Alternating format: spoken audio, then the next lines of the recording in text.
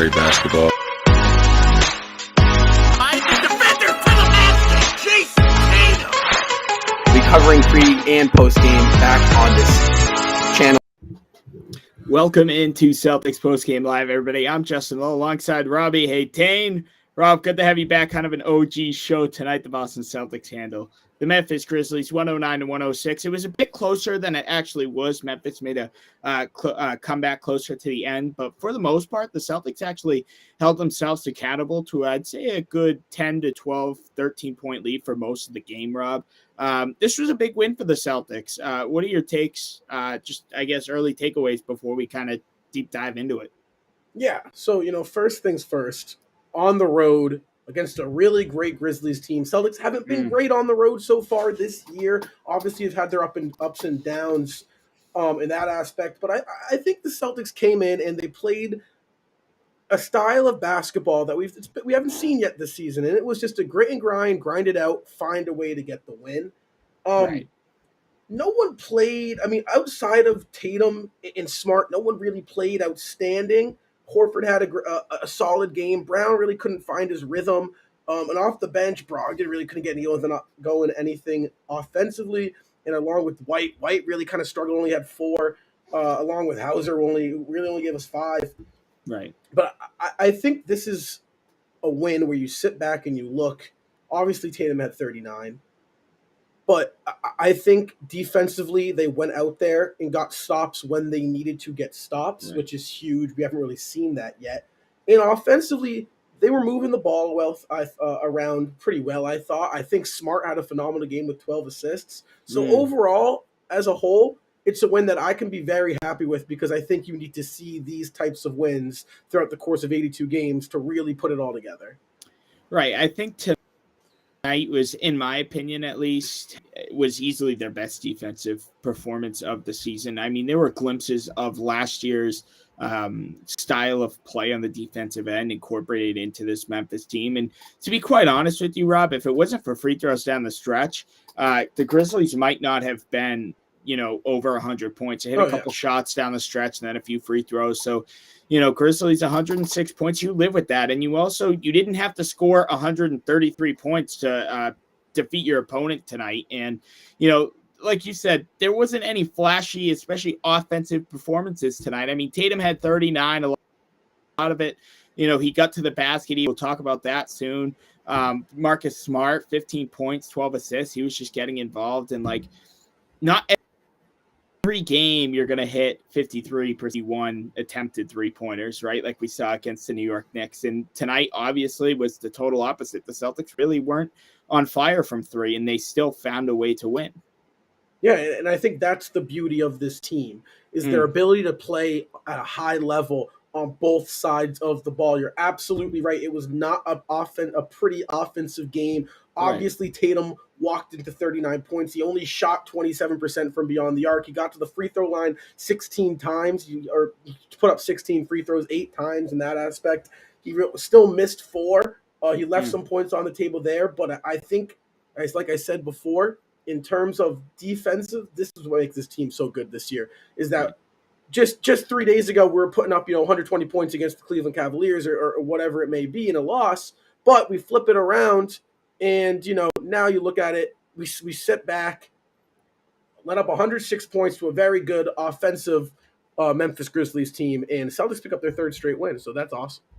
I also thought the Celtics did a particularly really good job on Ja Morant tonight. Morant is able to split his defenders so well. I mean, he's just a freak athletic guy, and that's just how he is. He's just so skilled, so talented.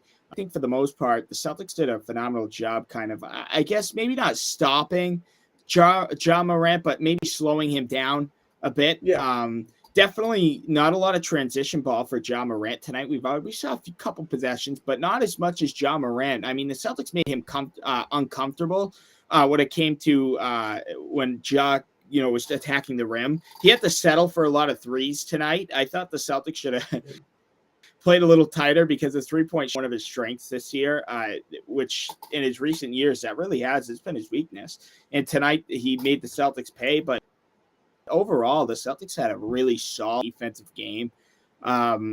I like to focus on that defensive end because that's been the Celtics' struggle this year, Rob. The Celtics' struggle, believe it or not, has been their offense, where if you were watching them last year, especially in that big playoff run, it was their defense that was the problem in there, or that was the not the issue, and it was their offense that was just totally the turnovers, the missed wide open shots, missed free throws.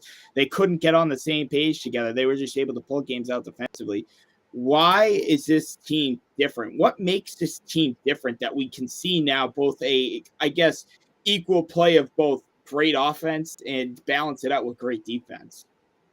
Well, I think the thing that offensively has changed this year is two players in particular.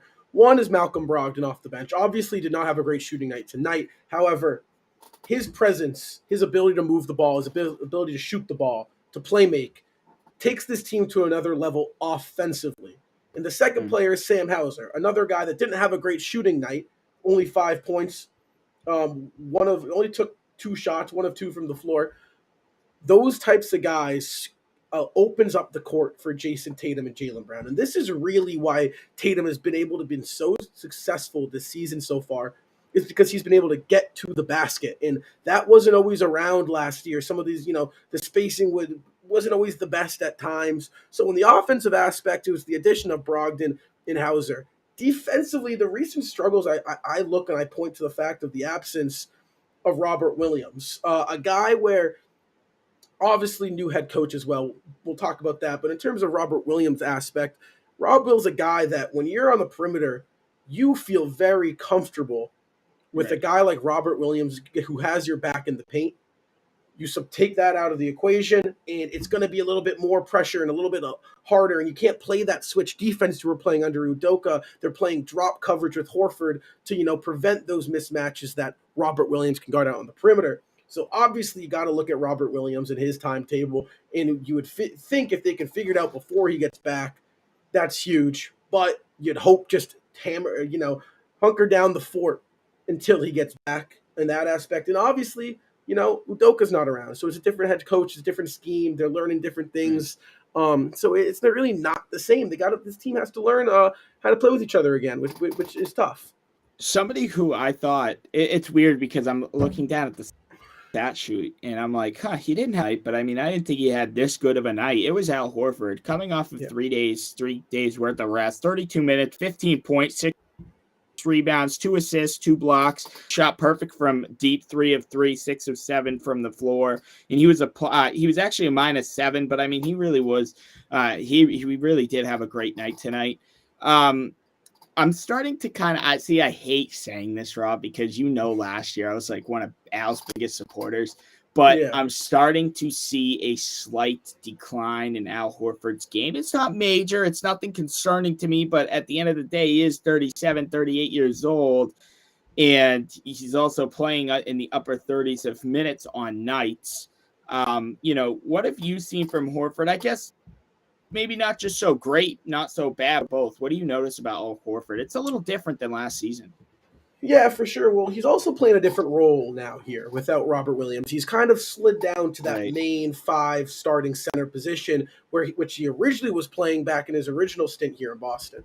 So I think that's been the main difference, is that his responsibilities aren't necessarily the same that will show in the box score, kind of like a Robert Williams impact. His impacts doesn't always show 10 points, 9 rebounds, and 2 blocks. It feels more. So I think that's the biggest thing with Horford. The second thing I've noticed when I look at Al Horford is he hasn't been shooting the ball particularly well, but when he is, he's having a much better offensive game. Obviously, you would think, well, no duh.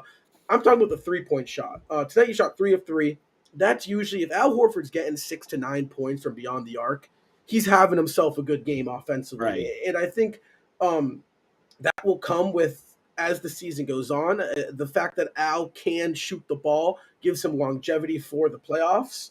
But right now Al's got a lot on his shoulders with how thin the Celtics big man rotation is. So, I think that's the big difference this year for Al Horford. And what about Grant Williams? It was a little weird. It was actually Derek White was scheduled to start tonight. Grant Williams got the late nod, rather. 37 minutes tonight from Grant. He didn't shoot one shot. His 2 points came two two free throw attempts. He had plenty of good looks at it. It seemed like he passed up, and I'm not saying, he made the wrong play, but at times, I mean, Grant Williams open in the corner. If he's passing it up, something's got to be up. Scalabrine also mentioned too, it seems like all of his bad games or maybe quiet games come from when he's in that starting lineup, which is weird because last year it was kind of the opposite. When he was minutes, he was producing big time plays. This season, even big minutes off the bench, it's not that he's having a horrible season, but we've certainly seen a little change with Grant Williams. Absolutely, but I think that's the beauty of this team and the Celtics is that Grant Williams' role has shifted drastically from the guy that needs to come off the bench and get them 10, 12 points, knock down his open threes to the utility Swiss Army knife. This is a guy that you can throw in the starting lineup. He will sit there, hunker down on defense, and play a great 48 minutes of basketball defensively and, knock down a shot or two if you need to on the offensive side of the ball. Obviously, he didn't take a shot tonight.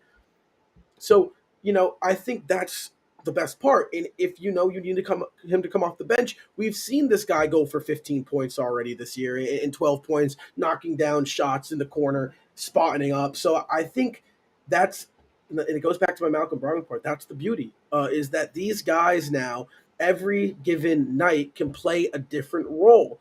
Obviously, Mazzulla thought, let's get a little bit bigger with Grant in the lineup. Right. We can't play as fast when you're playing the Grizzlies. You almost want to kind of have a little bit more size on them. Let's shift White down to the bench. Obviously, the Grizzlies, they got some decent bench guards and Trey Jones over there, so you want some, competition off the bench. And I think the biggest thing with Grant is his role's changed.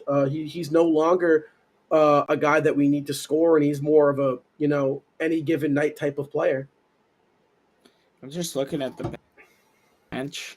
And it was kind of a weak rotation. We saw a little bit of Onlay, saw a little bit of Hauser, but the starters played like a lot of minutes. There wasn't one starter who didn't play under 32 minutes. Horford was the smallest, 32 minutes and 32 and a half minutes. Brown, 38. Smart, nearly 36. Tatum, nearly 40. And then Grant Williams, obviously 37. Why do you think Mazzulla, obviously a close game down the stretch, but why do you think Mazzulla is playing these starters almost like a Coach Thibodeau type thing where the starters get heavy minutes? This roster is a pretty deep roster. What do you think, Joe Mazzulla? I don't want to say like what was Joe Mazzulla thinking? Like it was a bad decision, but like what do you think was going through Mazzulla's mind playing his starters heavy tonight? Yeah, the Grizzlies are a really good team, and this is a game where you really don't want to drop in the confidence aspect because it's the first 10 games of the season. And that's really big because in the NBA, it kind of goes by chunks of 10 Right. in terms of your progression. So the Celtics, you're sitting back at 6-3 entering tonight's game. You've had a lot of good wins this year, but you've also had some questionable losses. So I think this is a game where Mazzulla looks at and he says, let's play the guys that know how to play with each other, that are going to be in the playoff rotation against another team who is a very, very tough matchup for this squad in the Celtics. And I think Mazzulla, letting Brown and Tatum, obviously you don't want to playing 39 minutes against teams like the Pistons and the Thunder and the Magic. However, in a matchup against the Grizzlies in your first 10 games, you really want a big portion size of what this team needs to progress on. I can understand it, but, I would love to see Tatum maybe only playing 34 minutes, Brown playing 34, Horford at 28. Obviously, rotation's a little short right now, so, you're not going to be able to see that every given night. Right, and a really good point that I kind of want to bring up, and I want to talk about it. Kind of NBA is like last 10 games, right? Like increments of 10. Obviously still early. Obviously we're missing some key rotational players, and obviously Gallinari won't have him for the season. Robert Williams won't have him back until December, early January. Like, what have you taken away from these first 10 games? I mean, you look at the Celtics schedule, Rob, and they're 7-3, new head coach. Obviously, like I just mentioned, some injury-riddled players that are pretty important to this rotation. And then on top of all that, the NBA seemed to put the Celtics' strength of schedule really, really high, really, really difficult because you had Philly and Miami back We You lost had him for a second. Philly. There we Sorry, go. you had You're Philly good. and Miami to start the season. You've had Cleveland twice, Chicago twice. You've had Memphis. What have you taken away from? I mean, these are some pretty big wins to start the year against some big time opponents. Absolutely. They've played in 1, 2, 3, 4, 4 or 5 primetime games already on ESPN against very good, competent basketball teams. Twice against the Cavs, twice against the Bulls. You travel to Miami and you got to win over there in the Eastern Conference Finals matchup, and then at home against Philly. These are all matchups that are very good opponents. This was supposed to be the 10 hardest games for the Boston Celtics this season. If you were to, supposedly to point your finger at a 10-game stretch that the Celtics were playing at their worst, it was supposed to be these 10 games. However, injuries can happen, injuries can occur. So, disregarding injuries in that aspect, I am very happy with what I've seen from this Celtics team. 7-3. Their 3 losses were all winnable games that you can look back at and say you just cleaned this or that up. You're sitting pretty. I do think if you look at our schedule coming up, we have a little bit of an easier schedule these next 10 games. Obviously, up next, you got Detroit at home. Then you got Denver at home, both very winnable games. Obviously, the former MVP, Nikola Jokic, coming back into town. You travel back out to Detroit. Then you have Oklahoma at home, and then you got a tough four-game stretch against the Hawks, the Pelicans, the Bulls, and the Mavericks. But there's a 4, 5, 6-game stretch there, all very, very winnable games for the Celtics. And I think that's huge, especially first 10 games. We could have easily split these and gone 5-5 against some tough opponents there. But the Celtics, stood strong. And 7-3, much better start than last year. I believe we started 4-6 last year. Yeah, it wasn't pretty. I mean, you look at it, and we've only really lost to 2 teams, even though we have 3 losses. We lost to Cleveland twice in overtime. I mean, obviously, those are winnable games. Those are 50-50 shots when it comes down to overtime. And then that Chicago game, you played a great 12 minutes of basketball, and then you shit the bed the last 3 quarters. But in my opinion, that was the best 12 minutes of basketball the Celtics played all season, to start the year off, even though that was only their 4th or 5th game.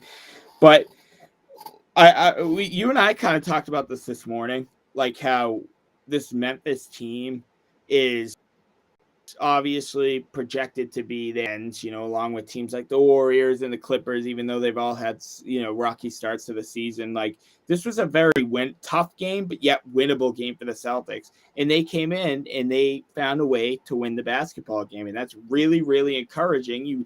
You play Chicago, you got blown out against Chicago. A week later, let Chicago come into your place and you take care of business. You go into New York, Madison Square Garden, the biggest stage basketball, Madison Square MSG. You destroy the Knicks. And then obviously tonight you play the Grizzlies, had a 14-point lead, and you take that win. And now you're back home on Wednesday against the Detroit Pistons, which the Pistons have always given the Celtics trouble despite their 2-8, 3-8 start. Like, this is a total trap game. I don't even like to call it a trap game because the Pistons are just a really good team despite their record. Yeah, I mean, like I said, you look at the schedule here. Very impressed with what I saw. The Celtics have had every reason to pout, whine, put their heads down, and say, screw this. They have been mature. They've come together. They've unified, and they've rallied behind Joe Mazzulla in these first 10 games, right? Obviously, no Robert Williams. Then your head coach gets suspended for the season. And then it comes out that Robert Williams is going to be out for even longer than you thought. And then there's rumors of that your former head coach that you just went to the NBA Finals with, who you don't really know why he's suspended, could be on your rival, your opponent you just swept in the playoffs last year against a former, excuse me, a former, a controversial Celtics player in Kyrie Irving. So much has gone wrong, and there's been so much adversity for the Celtics team to overcome already in these first 10 games, and we're sitting back and we're thinking to ourselves, wow, I'm actually very impressed with what I've seen. Something I will want to note with this team that is kind of concerning. I have noticed that they like to go on runs and they like to give up runs. So I've noticed that when it's a 20-0 run for us like we had tonight, and then sometimes we give up a 13-0 run. I think we got to figure out how to be a little bit more consistent here down the stretch in these upcoming next 10. Right, because we saw that big time against New York as well. Luckily, the Celtics went on their run towards the end of the game, but that's definitely a reoccurring problem. And I don't really like when the Celtics are up 12, 14 points, and it's all of a sudden the Celtics are blowing a lead. In my opinion, Rob, and this is just me being kind of real, I guess I could even talk about this off camera, is 12 to 14 points, 12 to 15 points in the NBA nowadays. That's not a blowout anymore. That's not a the Celtics blew a 12-point lead in the second quarter. It's that's 4 3-pointers. That's 4 Steph Curry shots. That's 4 Jayson Tatum side steps. That's not a lot compared to what it was, maybe 7, 8, 9, 10 years ago when the game wasn't so much shoot a 3-pointer every possession down the court. So I like you said, teams are going to go on their runs, but I would like to also see the Celtics kind of balance the runs out. But that comes with improvement, and the Celtics are certainly improving. They've won 4 of their last 5, and they've won 3 straight. And they play Detroit 7:30 p.m. Wednesday night at home. We'll have you guys covered for Celtics post-game live. This is a big win for the Celtics. Jayson Tatum led the way with 39 points, but Marcus Smart was our player spotlight tonight, 15 points, 12 assists. He also had 7 rebounds and hit a few 3-pointers as well. I thought a really smart game from him. Rob, any final thoughts here as we close out this post-game show Monday night? No, but a trap game back at home on Wednesday night. Game against the Pistons. They're young, they're competitive. They're going to look to dethrone the Boston Celtics because, right now Celtics are still the team to beat in the East until they're dethroned. So, expect a good game, I think, on Wednesday night. This should be a good one. All right. Well, we'll see you Wednesday night, everybody. Celtics and Pistons, as you can tell on the bottom right of your screen. Wednesday, November 9th, 7:30 tip-off on NBC Sports Boston. We will have you here covered for Celtics post-game live. Until then, I'm Justin Lowe. That's Rob Haytain, Ian Angelo, and Seamus Darlingo. They're also our co-hosts. They were unable to join us tonight, but catch us Wednesday for Celtics.